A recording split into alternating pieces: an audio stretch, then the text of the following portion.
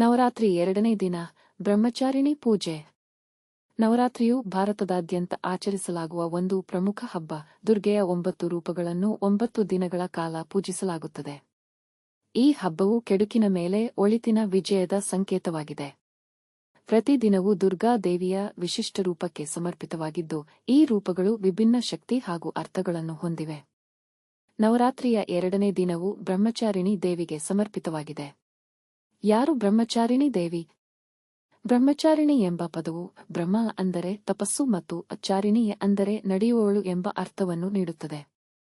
ದೇವಿಯ ಈ ರೂಪವು ತಪಸ್ಸು, ತ್ಯಾಗ ಮತ್ತು ತಪೋನಿಷ್ಠೆಯ ಸಂಕೇತವಾಗಿದೆ. ದೇವಿಯನ್ನು ಬಿಳಿ ಸೀರೆಯುಟ್ಟು, ಒಂದು ಕೈಯಲ್ಲಿ ಜಪಮಾಲೆ ಮತ್ತು ಇನ್ನೊಂದು ಕೈಯಲ್ಲಿ ಕಮಂಡಲವನ್ನು ಹಿಡಿದಿರುವ ರೂಪದಲ್ಲಿ ಚಿತ್ರಿಸಲಾಗುತ್ತದೆ. ದೇವಿಯ ಈ ರೂಪವು ಶಾಂತ, ಸ್ಥಿರ ಮತ್ತು ಗಂಭೀರವಾಗಿದೆ. ದೇವಿಯು ಪಾರ್ವತಿಯ ಇನ್ನೊಂದು ರೂಪವಾಗಿದ್ದು, ಶಿವನನ್ನು ಪಡೆಯಲು ಕಠಿಣ ತಪಸ್ಸು ಮಾಡಿದಳು ಎಂದು ಪುರಾಣಗಳಲ್ಲಿ ಹೇಳಲಾಗಿದೆ. ಆಕೆ ಹಲವಾರು ವರ್ಷಗಳ ಕಾಲ ಆಹಾರ ಮತ್ತು ನೀರನ್ನು ತ್ಯಜಿಸಿ ಕಠಿಣ ತಪಸ್ಸು ಮಾಡಿದಳು. ಇದೇ ಕಾರಣಕ್ಕೆ ಆಕೆಯನ್ನು ಬ್ರಹ್ಮಚಾರಿಣಿ ಎಂದು ಕರೆಯಲಾಗುತ್ತದೆ. ಬ್ರಹ್ಮಚಾರಿಣಿ ಪೂಜೆಯ ಮಹತ್ವ. ನವರಾತ್ರಿಯ 2ನೇ ದಿನ ಬ್ರಹ್ಮಚಾರಿಣಿ ದೇವಿಯನ್ನು ಪೂಜಿಸುವುದು ಹಲವಾರು ಪ್ರಯೋಜನಗಳನ್ನು ಹೊಂದಿದೆ ಎಂದು ನಂಬಲಾಗಿದೆ.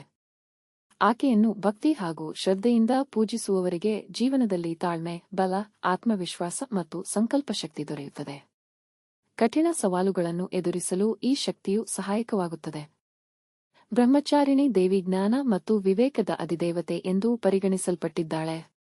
ವಿದ್ಯಾರ್ಥಿಗಳು ಮತ್ತು ಜ್ಞಾನವನ್ನು ಅರಸುವವರು ಆಕೆಯ ಪೂಜೆ ಮಾಡುವುದರಿಂದ ಯಶಸ್ಸು ಮತ್ತು ಉತ್ತಮ ಭವಿಷ್ಯವನ್ನು ಪಡೆಯಬಹುದು. ಈ ದಿನದ ಪೂಜೆಯು ಜೀವನದ ಜಂಜಾಟಗಳಿಂದ ಮುಕ್ತಿ ಪಡೆದು ಶಾಂತಿ ಮತ್ತು ನೆಮ್ಮದಿಯನ್ನು ಕಂಡುಕೊಳ್ಳಲು ಸಹಾಯ ಮಾಡುತ್ತದೆ. ಪೂಜಾ ವಿಧಿಗಳು. ಬ್ರಹ್ಮಚಾರಿಣಿ ಪೂಜೆಯು ಸರಳವಾದರೂ ಭಕ್ತಿಪೂರ್ವಕವಾಗಿ ಮಾಡಲಾಗುತ್ತದೆ. ಈ ದಿನದ ಪೂಜೆಯನ್ನು ಆರಂಭಿಸುವ ಮೊದಲು ಭಕ್ತರು ಬೇಗನೆ ಎದ್ದು ಸ್ನಾನ ಮಾಡುತ್ತಾರೆ. ಶುಭ್ರವಾದ ಬಟ್ಟೆಗಳನ್ನು ಧರಿಸಿ ಪೂಜಾ ಸ್ಥಳವನ್ನು ಸ್ವಚ್ಛಗೊಳಿಸುತ್ತಾರೆ. ಸ್ಥಾಪನೆ. ಮೊದಲು ಬ್ರಹ್ಮಚಾರಿಣಿ ದೇವಿಯ ವಿಗ್ರಹ ಅಥವಾ ಚಿತ್ರವನ್ನು ಪೂಜಾ ಮಂಟಪದಲ್ಲಿ ಸ್ಥಾಪಿಸಲಾಗುತ್ತದೆ. ಆಕೆಯ ವಿಗ್ರಹದ ಮುಂದೆ ಕಲಶವನ್ನು ಇಡಲಾಗುತ್ತದೆ. ಅಲಂಕಾರ. ದೇವಿಗೆ ಬಿಳಿ ಮತ್ತು ಹೂವಿನ ಹಾರಗಳನ್ನು ಅರ್ಪಿಸುವುದು ಶುಭವೆಂದು ನಂಬಲಾಗಿದೆ. ಆಕೆಗೆ ತುಳಸಿ, ಕಮಲದ ಹೂವುಗಳು ಮತ್ತು ಬಿಳಿ ಹೂಗಳಿಂದ ಅಲಂಕರಿಸಲಾಗುತ್ತದೆ. ನೈವೇದ್ಯ. ಈ ದಿನ ಪೂಜೆಯಲ್ಲಿ ವಿಶೇಷವಾಗಿ ಪಂಚಾಮೃತ, ಹಾಲು, ಮೊಸರು, ತುಪ್ಪ, ಜೇನುತುಪ್ಪ ಮತ್ತು ಸಕ್ಕರೆಯ ಮಿಶ್ರಣ, ಹೂವುಗಳು, ಹಣ್ಣುಗಳು, ಅಕ್ಕಿಯ ನೈವೇದ್ಯವನ್ನು ಅರ್ಪಿಸಲಾಗುತ್ತದೆ. ಅಲ್ಲದೆ ದೇವಿಗೆ ಸಿಹಿ ತಿಂಡಿಗಳನ್ನು ನೀಡುವುದು ಮಂಗಳಕರವೆಂದು ನಂಬಲಾಗಿದೆ. ಆರತಿ ಮತ್ತು ಪ್ರಾರ್ಥನೆ. ಪೂಜೆಯ ನಂತರ ದೇವಿಗೆ ಆರತಿ ಬೆಳಗಿ ಆಕೆಯ ಮಂತ್ರಗಳನ್ನು ಜಪಿಸಲಾಗುತ್ತದೆ. ಓಂ ದೇವಿ ಬ್ರಹ್ಮಚಾರಿಣ್ಯೈ ನಮಃ ಎಂಬ ಮಂತ್ರವನ್ನು ಜಪಿಸುವುದರಿಂದ ದೇವಿಯ ಅನುಗ್ರಹ ದೊರೆಯುತ್ತದೆ.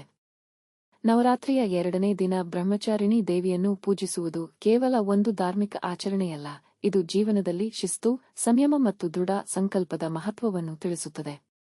ಈ ದಿನದಂದು ಮಾಡಿದ ತಪಸ್ಸು ಮತ್ತು ಪೂಜೆಗಳಿಂದ ಜೀವನದಲ್ಲಿನ ಕಷ್ಟಗಳು ನಿವಾರಣೆಯಾಗಿ ಸುಖ, ಶಾಂತಿ ಮತ್ತು ಸಮೃದ್ಧಿ ದೊರೆಯುತ್ತದೆ ಎಂದು ನಂಬಲಾಗಿದೆ. ನವರಾತ್ರಿಯ ಈ 2ನೇ ದಿನವು ಆಧ್ಯಾತ್ಮಿಕ ಮತ್ತು ದೈಹಿಕ ಶಕ್ತಿಗಳ ಸಮ್ಮಿಲನವನ್ನು ಪ್ರತಿನಿಧಿಸುತ್ತದೆ. ಇದು ಭಕ್ತರನ್ನು ಸರಿಯಾದ ಹಾದಿಯಲ್ಲಿ ನಡೆಸಲು ಪ್ರೇರೇಪಿಸುತ್ತದೆ.